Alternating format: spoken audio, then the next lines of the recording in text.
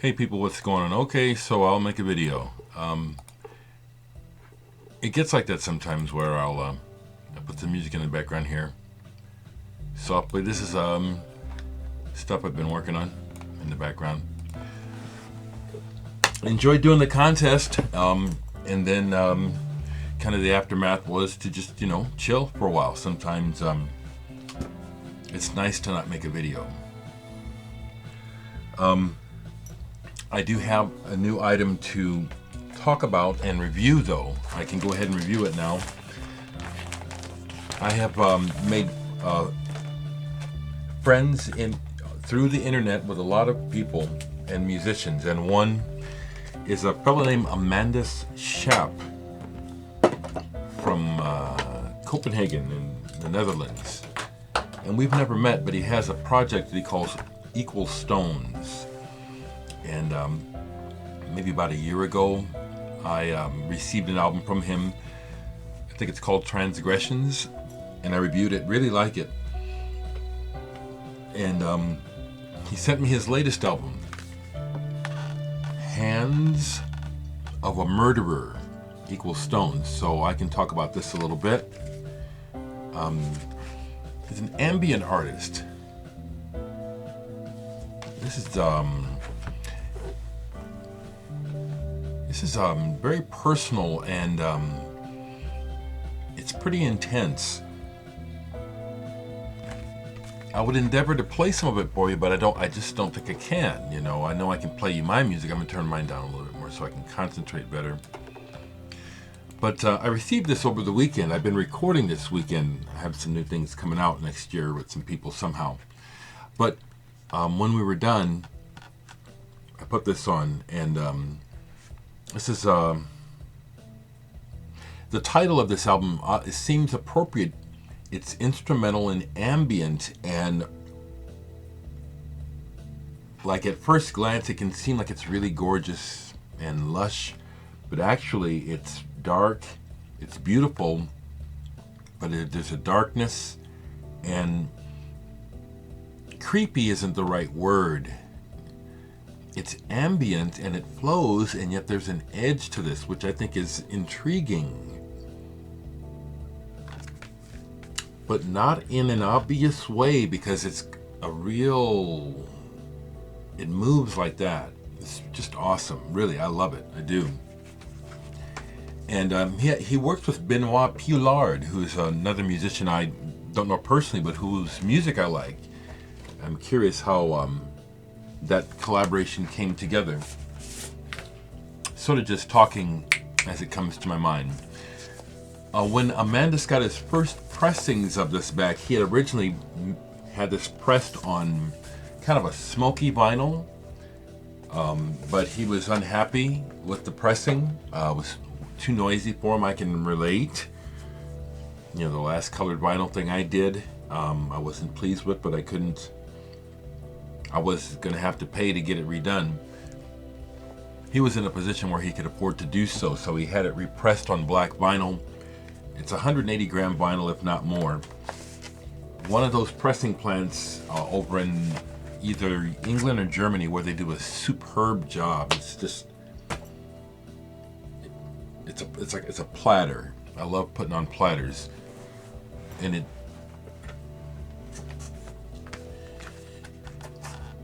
just got to keep it real. It's like I'm a little bit scattered, I feel like, in what I'm telling you about this, but all I can tell you is that Equal Stones, Hands of a Murderer, it's the newest album in my collection, and it's not the sort of thing that you're going to play all the time. It's something to take a journey with and to discover what this expression unleashes within you.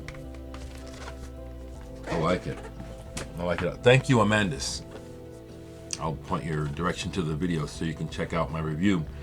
And I'll look for a link, and I'll leave a link below for so you can order Equal Stones music. It's good stuff.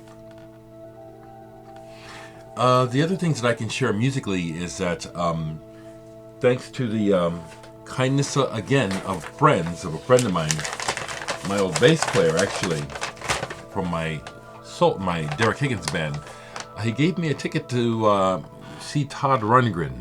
We just saw Todd Rundgren in concert 2 nights ago. Probably the 10th time I've seen Todd. This was in a small club called the Whiskey Roadhouse, so we're right up front. Great show. Todd is 67 years old, but he still dances, gives you everything, does the jumping splits at the end of a couple songs. Not real high, but he still does it, you know. And, you know, that eternal spirit of music, it's there, it burns in him. And Kasim Sultan from Utopia is still with him. Prairie Prince, who was originally in the Tubes, was on drums.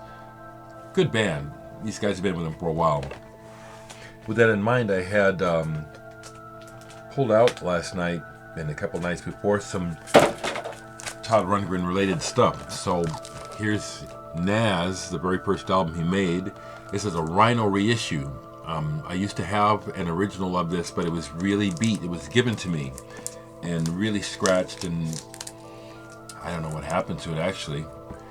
But they played Open My Eyes. Todd played Open My Eyes from this album. It was great to hear it. And this is a really good album. I really like She's Going Down as well from this.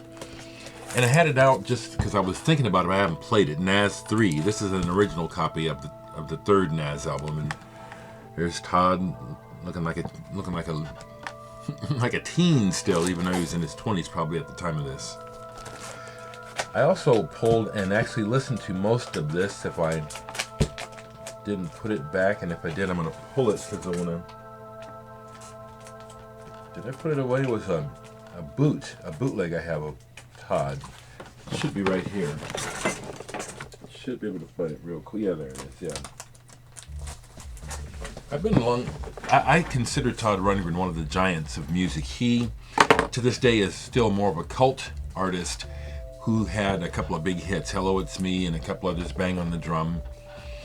But in my opinion, as a songwriter and just as a figure of music, rock music history, he's up there to me along with I'll say it like this. There's the Beatles and the Stones, and you get to America, you know, and the greats of America, you know. Todd Rundgren deserves to be in the mentioned among the greats. So I had pulled this bootleg I've had for a long time, recorded in 1978, Death of Rock and Roll, and it's a really good recording. It might have been a radio broadcast or something. But I enjoyed listening to this, and I'll show this because it's a bootleg on pink and clear vinyl. But years ago, I've had this a long time, I got bored and I had these labels that had come off of some records, or somehow I ended up with these extra labels. So I put them on here. Like this side is, what is this? This is Yoko Ono. This is a Yoko Ono label, but it's Todd Rundgren. And on this side, Tom Robinson Band. Somehow I ended up with these labels. Either they had come off of the records. You know how those sometimes the label will come and you can peel it and there's two of them. Really enjoyed this though. What else is down here? I've been, like I said, recording a lot, so I haven't been playing much, but I watched a 4-part series on improvisation this weekend, hosted by Dereck Bailey. I had never seen it before. Really informative and educational.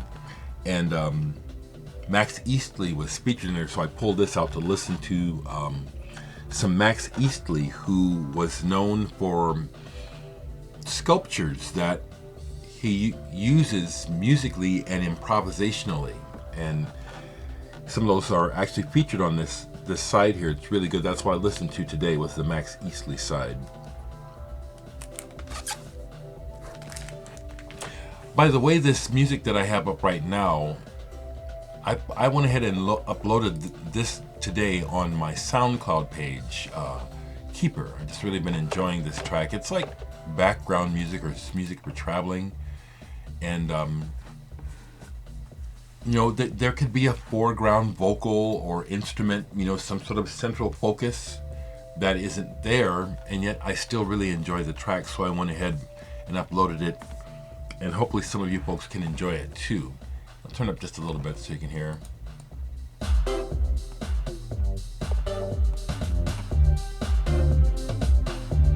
Maybe good music for traveling or something, you know? I don't know, just... It's fun to do this. Making music is fun, and I really do enjoy this stuff. I'm gonna turn up a little bit for just a second.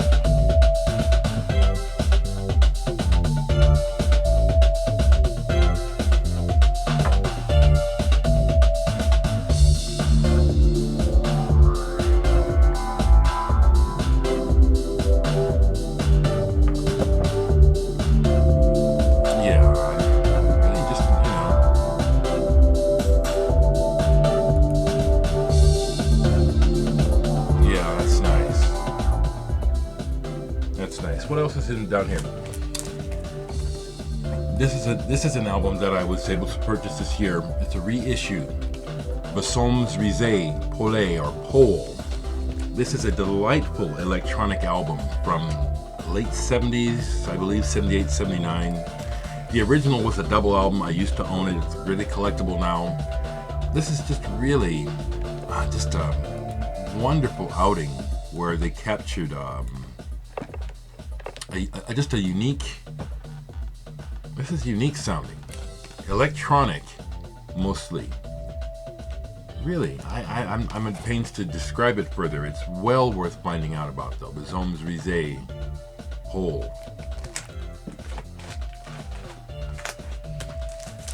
Last time I saw Tatsuya Nakatani, who I played with, I picked up Maps Fever Dream from him. He signed it on the back there for me. Listened to this last night quite intensely actually, and played one side all the way through twice. It's group improvisation, 3-piece.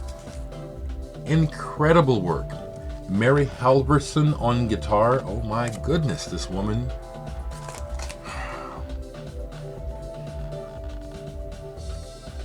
She really can play that guitar, and it's not like an Eddie Van Halen sort of thing at all. It's more like, oh man, she's just really quite a guitarist.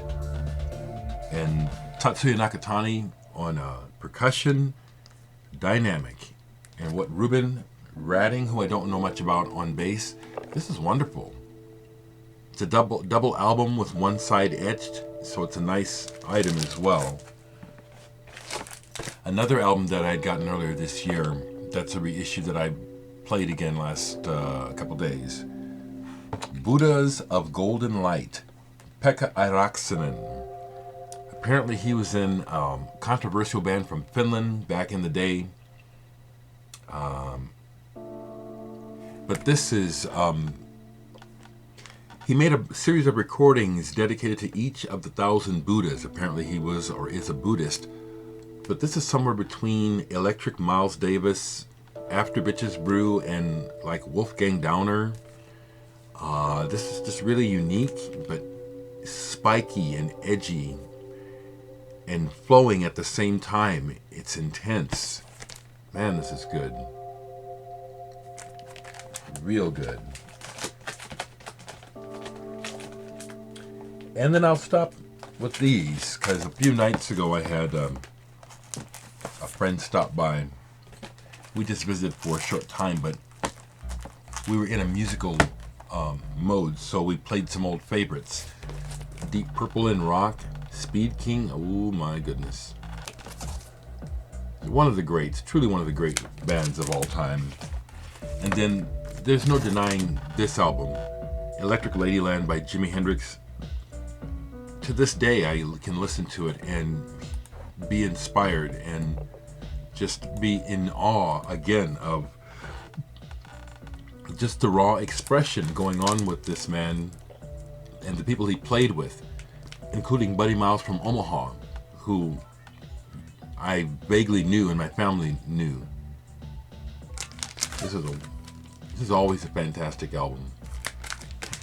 Last thing I'll show is something that It's one of the best of the Brian Eno ambient albums. It's Fourth World Volume 1, Possible Music's John Hassell and Brian Eno. Trumpet player with a very immediately recognizable sound. Possible Music is a perfect title for this album. It's wonderful. Wonderful. There you go. So, I'll leave it about 15 minutes, and just, there's some music for you folks, and I'll talk to you soon.